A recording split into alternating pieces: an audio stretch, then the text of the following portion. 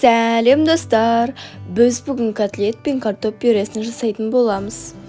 Ол үшін картопымызды осылай суға салып қоямыз. Содан кейін біз фаршымызды істей беретін боламыз. Ол үшін бізге жуаны осылай турап аламыз.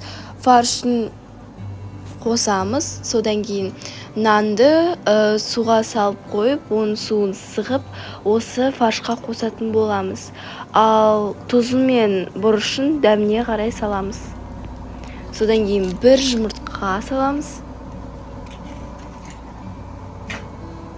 Содан кейін осының барлығын араластыратын боламыз.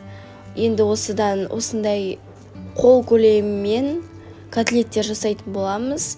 Өз еріктерін қалай жасасаңыздар да біз осындай істедік.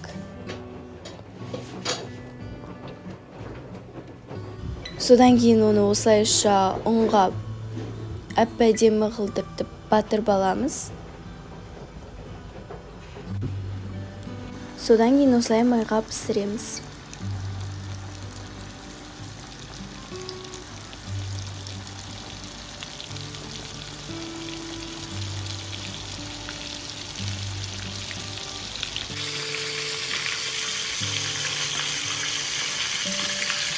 Ал оған дейін біз подливін жасайтын боламыз. Ол үшін бізге сәбіз жуа керек болады. Оны осылай майға пісіреміз.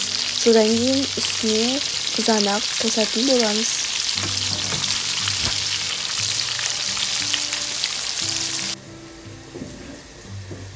Біздің котлеттер дайын, ал енді оны осылайша жаңағы подливіміздің үстіне қойып шығамыз.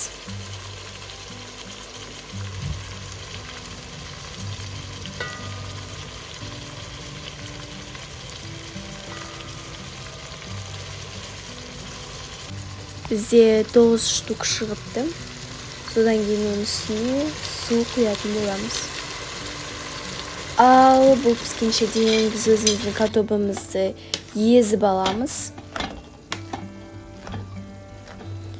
Езілген картоптың үстіне сүт құятын боламыз. Содан кейін тағы еземіз. Ал біздің тамағымыз дайын болды. Оны әсемдеу үшін тағы да өздеріңіз қалағандай көкөністермен әсемдеуге болады. Ал дәмі деген өте керемет болып шығады.